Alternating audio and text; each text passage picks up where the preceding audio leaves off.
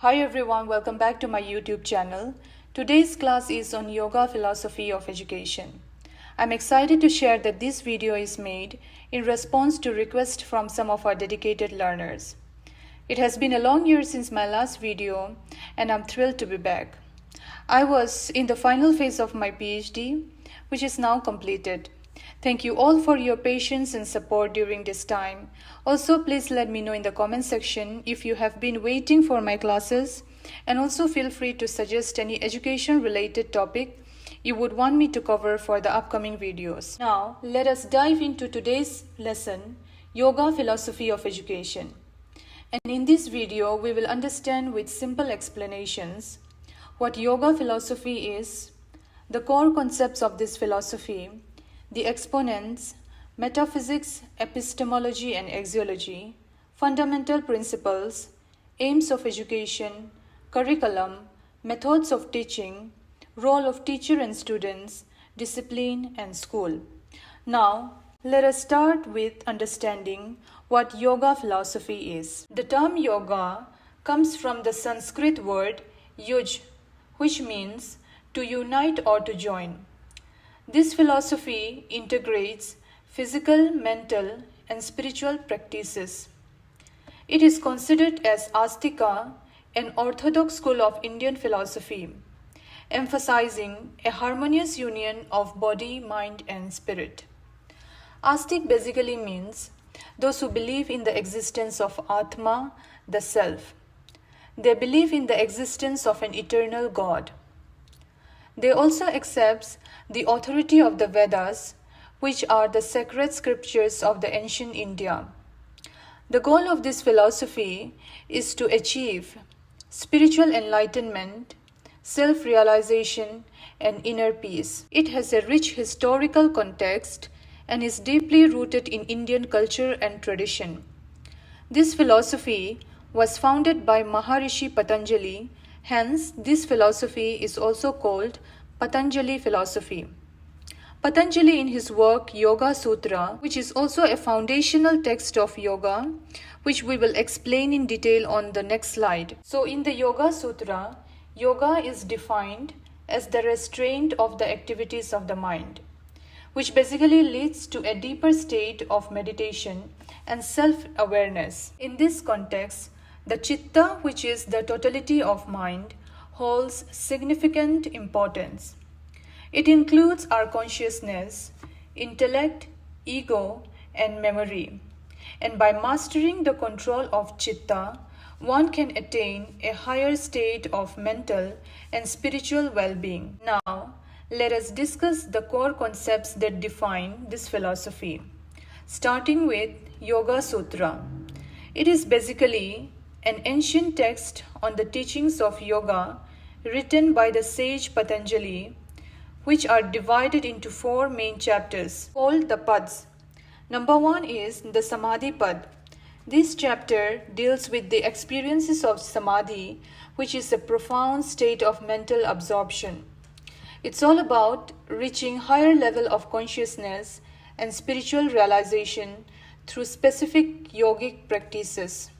Number 2, the Sadhana Pad. Here, Patanjali explains the practical sides of yoga. It includes the Eightfold Path, Ashtanga Yoga, which outlines the steps like ethical behavior, self-discipline, meditation, and more. These are the tools you use to grow spiritually and mentally. Next, Vibhuti Pad. This chapter discusses the Siddhis, which are extraordinary abilities that can come from advanced yogic practices. It also addresses the challenges and distractions that practitioners might encounter along their journey. Finally, Kavalya Pad focuses on liberation. Kavalya, which means freeing yourself from suffering and realizing your true self. It's the ultimate goal of yoga to go beyond the boundaries of the ego and discover deep inner peace. Now, coming to Chit. This refers to the total mind, which includes all aspects of our consciousness and mental activity. It's like the central hub where our thoughts, perceptions, and emotions come together to form our inner world. Now let us break down Chit into its main components. Manas, meaning mind. The Manas is like the processing center of our mind. It's responsible for taking in sensory information from the world around us, coordinating our responses. Imagine it as the part of your mind that analyzes and interprets everything you see, hear, touch, taste, and smell. And then we have the Ahankar, which is the ego. Ahankar is our sense of individuality and identity. It is basically what makes us feel like a unique person, and thoughts, beliefs, and experiences that define who we are. Ahankar is the part of Chit that identifies the self with our thoughts and roles in life. Next, the Buddhi or the intellect. Buddhi is like the wise counselor within us. It's the faculty of discrimination and wisdom that enables us to make decisions and judgments. Buddhi helps us discern between right and wrong, truth and false, guiding our actions based on clarity and understanding. Now, the Chit is constantly being influenced by 5 different mental modifications or vrittis. The vrittis shape how we perceive the world and interact with it. Let us understand them one by one. Pramana, meaning correct knowledge. Pramana refers to the valid knowledge gained through direct perception, logical inference, or trusted sources like scriptures. It's when we know something to be true based on solid evidence and reliable information. Next, Vipraya, the misconception. Vipraya is the opposite of Pramana. It's when we have incorrect knowledge or misunderstanding something. This could be due to misinterpretation, biases, or incomplete information that leads to wrong conclusions. Next, Vikalpa, which means imagination. Vikalpa involves the mind creating constructs and ideas that may not necessarily have a basis in reality. It's the true area of imagination where we invent scenarios, ideas, or possibilities even if they don't exist in the present moment. Next, Nidra, which means sleep.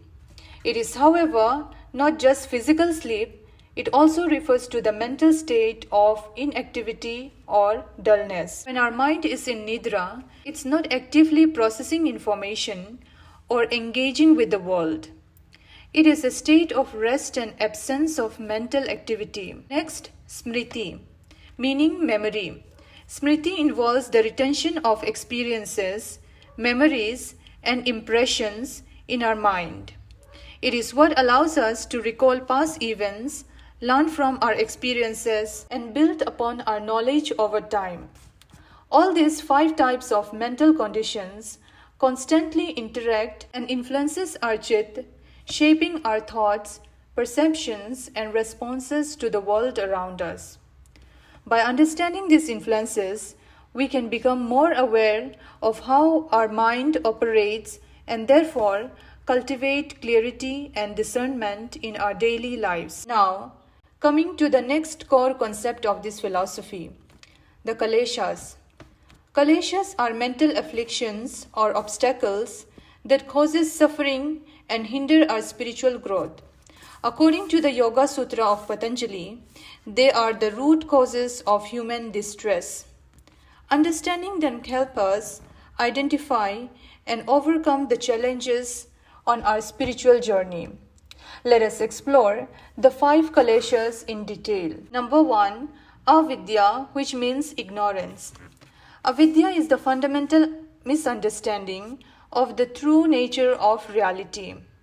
It is when we mistake the temporary and the material world for the ultimate truth. This ignorance clouds our judgment and leads to various forms of suffering. Next, Asmita, meaning egoism. It is the identification of the self with the ego or individual identity. It is the belief that we are separate and distinct from others, leading to the feeling of pride, jealousy, and isolation. This egoism can prevent us from experiencing unity and connection with the world around us. Next, raga, meaning attachment. This basically refers to our desire for pleasurable experiences and objects. It's the tendency to cling to things that bring us joy and satisfaction.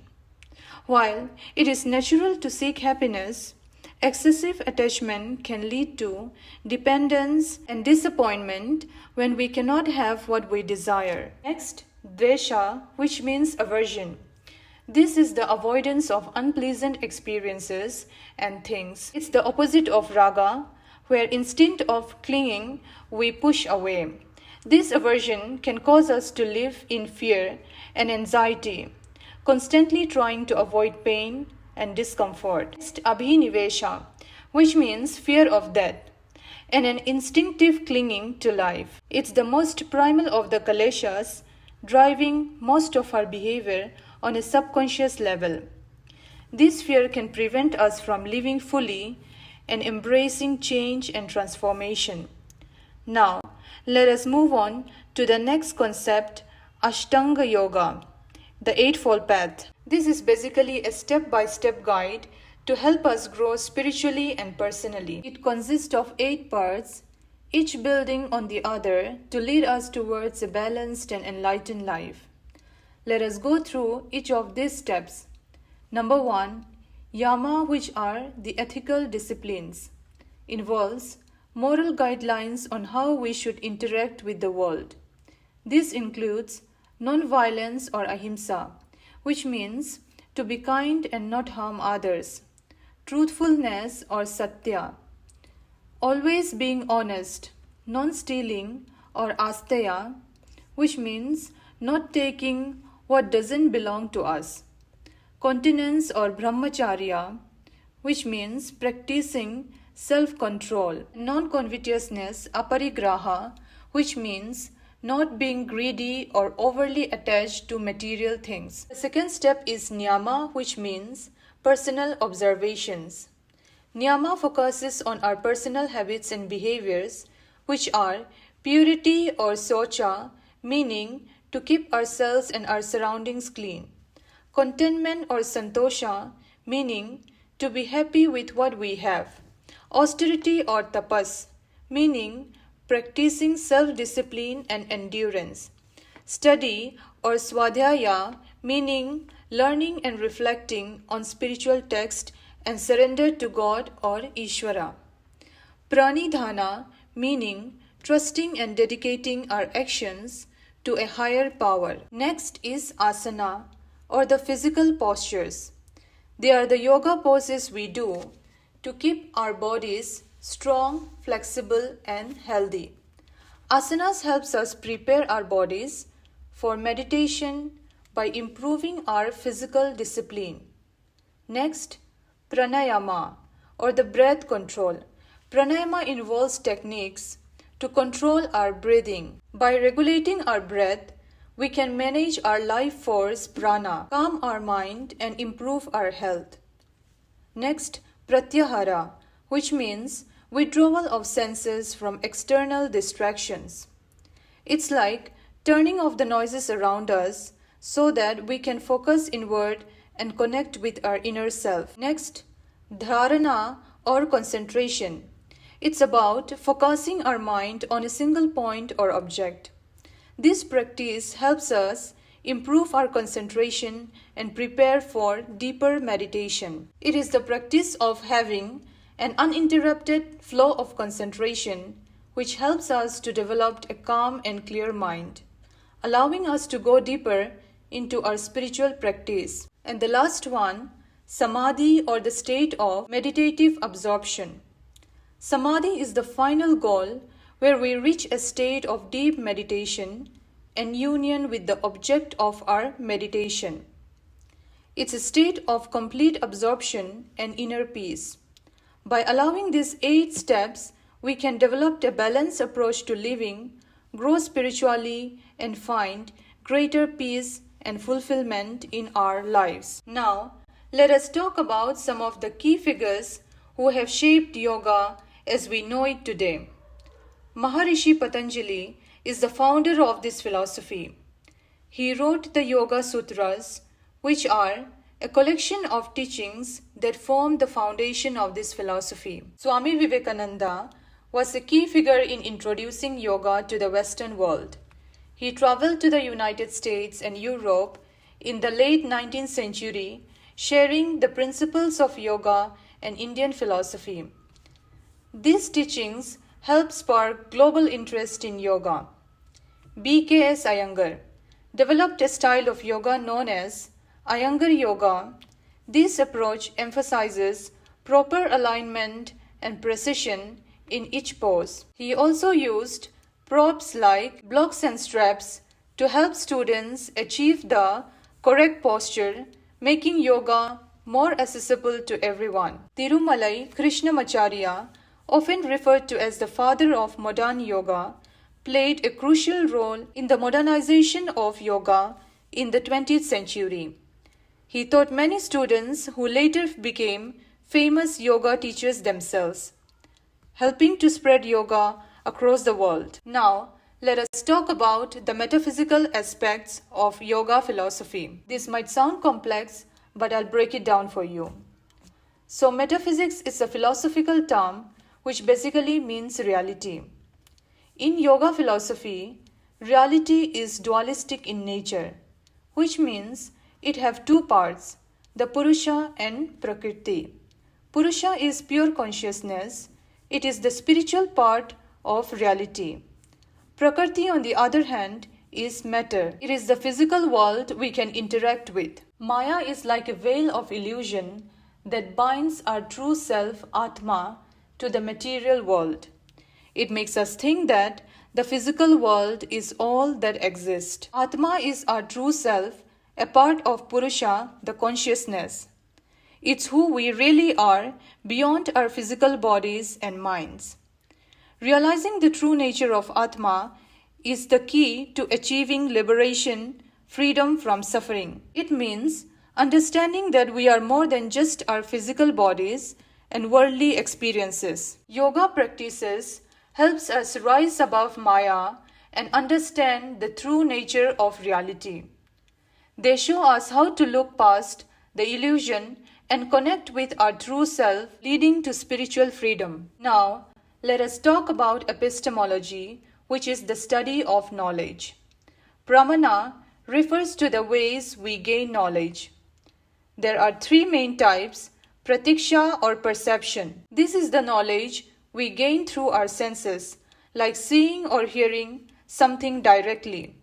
Anumana or inference is knowledge we gain through reasoning and thinking, like figuring out something based on clues. Shabda or spiritual testimony is the knowledge we gain from trustworthy sources, like the sacred text or teachings from wise person. Next is dhyana or meditation, which is a key practice in yoga for gaining deeper intuitive knowledge that goes beyond what we can perceive with our senses. It helps us to connect with our inner wisdom.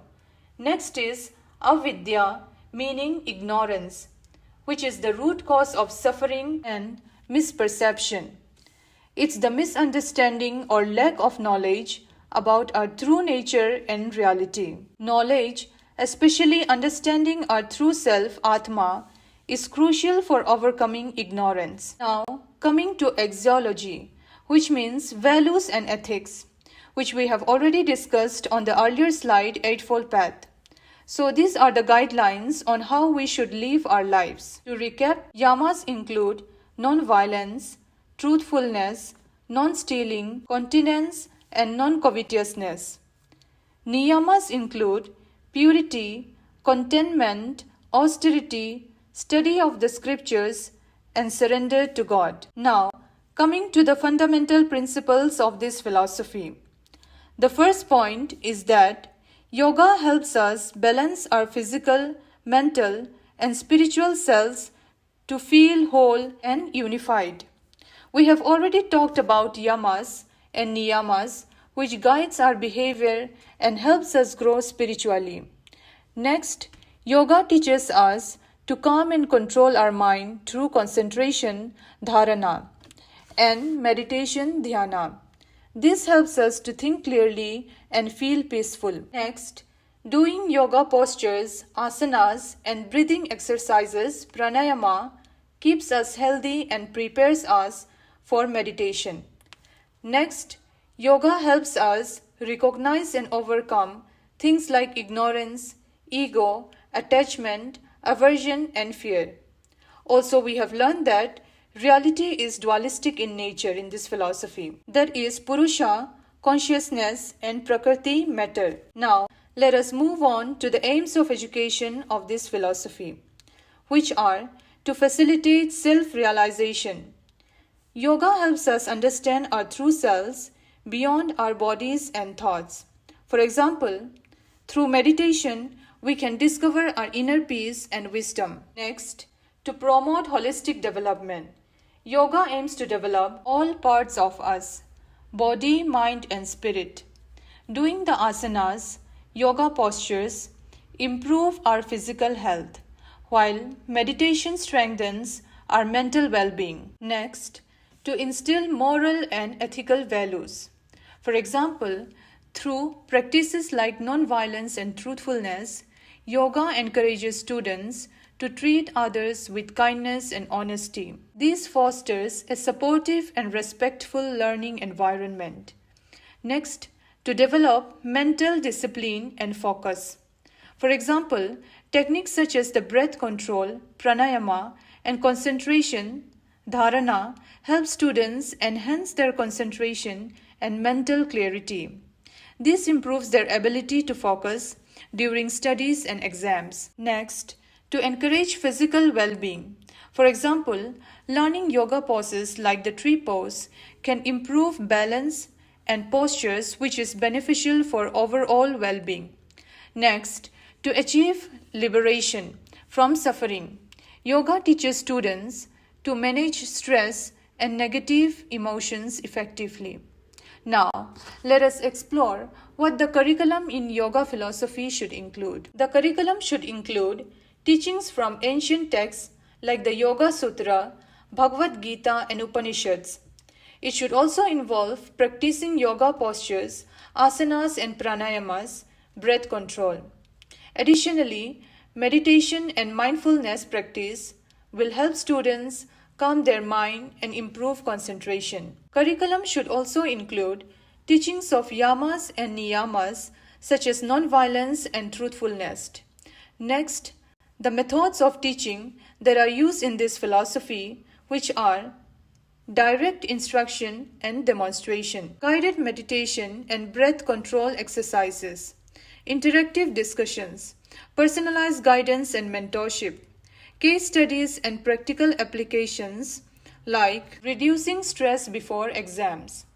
Now, let us talk about the role of teachers in yoga philosophy. The teachers share their deep understanding of classical text and philosophical principles with the students. They live by the ethical guidelines of yamas and niyamas, setting an example for the students to follow. The teachers help you learn through practice, guiding you in yoga postures and meditation. They offer individual support and mentorship to help you improve and grow in your yoga practices. Finally, the teachers encourages you to reflect on your experiences and thoughts, helping you gain deeper insights. Now, let us look at the role of students. The students should approach learning with an open and receptive mind. They should practice discipline and self-regulation in their daily routine. Students should engage in both physical and mental exercise. They should strive for self-improvement and self-awareness, seeking to grow and understand themselves better. Next, discipline. Discipline in yoga philosophy is all about self-discipline. This is crucial because true growth and transformation comes from within. One key concept here is tapas, which means self-discipline or burning enthusiasm. Tapas involves putting in constant effort and maintaining practice regularly even when it is challenging. One should also be mindful in their actions. Karma Yoga, staying aware and intentional in everything they do. Steadfastness in meditation, dhyana, is important for maintaining focus and achieving inner peace. Ethical discipline through yama and niyama helps to live with integrity and respect.